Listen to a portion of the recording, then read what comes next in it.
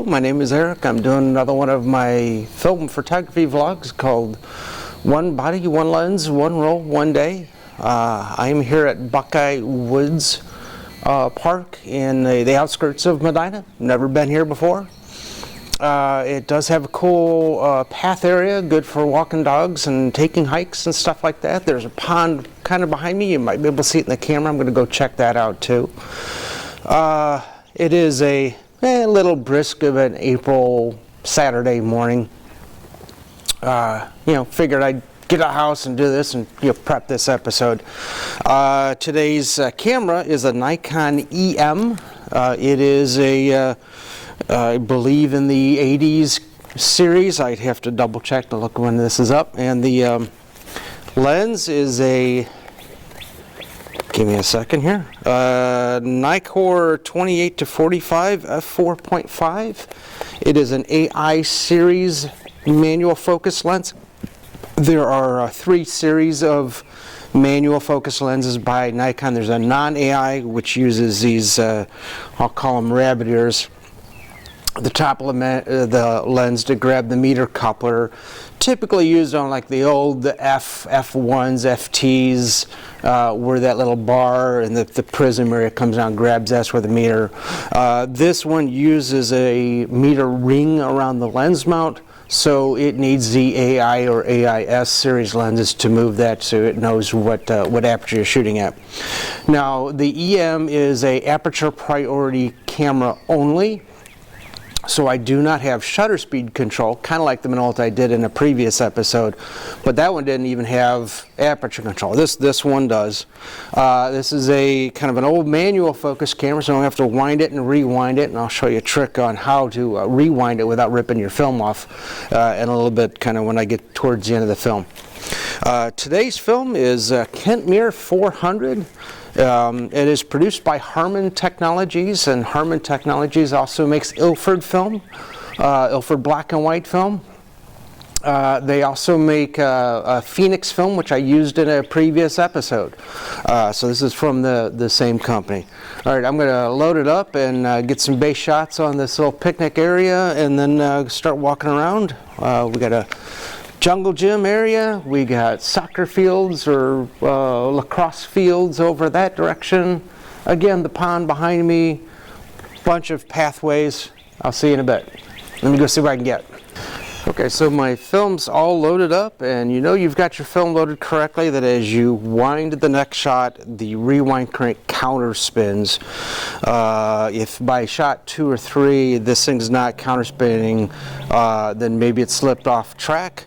Or what you can do is after you load it, you take your rewind crank like you're going to rewind it until it gets some tension, and then on your next shot it should counter spin. You got your film loaded up correctly. All right, I'm going to go get some shots. All right, so this camera is aperture priority, which means I only control the aperture, but on the inside it does show me shutter speeds. So even though I can't actually pick the shutter speed, if I manipulate the aperture, it'll go to a shutter speed where I kind of want to be in, whether it's slow or fast. This is kind of an overcast day, so I'm shooting at about f8, which is giving me a base reading of about 125th of a second. Good enough to handhold. With longer lenses, you may want to make sure your shutter speed is faster so you don't get any of your own shakes, unless that's an effect that you're trying for. But most cases, you keep your shutter speed. There's an old adage: if you can keep your shutter speed where your focal length is, you should be able to handhold it. Depends upon how steady your hands are. If you've had too much caffeine, you may want to manipulate that a little bit. I can usually handhold about a 30th of a second, regardless. Once I start dipping below, 20th or 15th, my own little shakes start to see in the photo, not quite as sharp. All right, I'm going to get a couple shots here. You can see the pond behind me, and then we'll go from there. See you.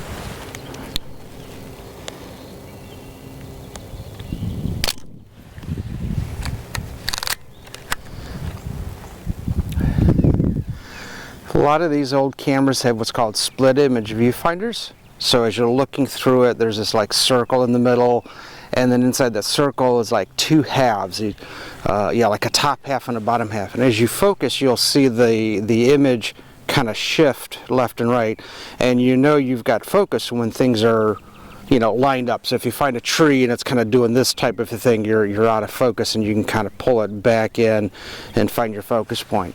A lot of the newer cameras have a either completely matte screen, so you don't see that, and some of the digital cameras you have some sort of like an overlay or autofocus assist, but this one uses a split image. A lot of the old guys do it. All right, let me get some more shots. All right, I'm about halfway done. Gonna get a couple more shots for a nice cool bridge here, and then let's see what I can get. Okay, so besides the auto mode, this camera also has an M90 mode, and that is a mechanical 90th of a second shutter speed. A couple of old Nikons, actually a lot of the old Nikons, FGs, FMs, FEs, FAs, I believe, and some of the really old, let's say, Pentaxes and stuff like that. The only thing the meter operated was so the only thing the battery operated was the meter. So you could totally shoot. All the shutter speeds were mechanically timed. Well, eventually they started electronic timing the shutters, and when your battery died, unfortunately, it froze the camera. So the mirror would lock up and just wouldn't let you take any more photos or advance the film. So Nikon still retained one mechanical shutter speed. In this case, it's mechanical 90. So if my batteries were dead or I didn't have batteries in it, I would be shooting at that mechanical of a shutter speed, and then picking my aperture accordingly.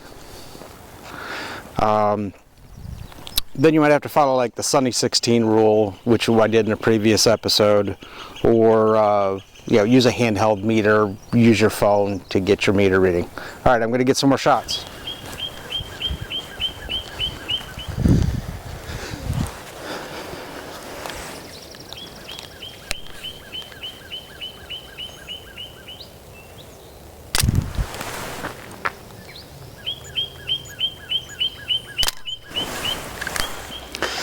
Okay, so I'm at the end of my roll of film. Didn't quite complete the cock before I hit some hard resistance, so I'm not going to force it because then I'll break it off of the spindle.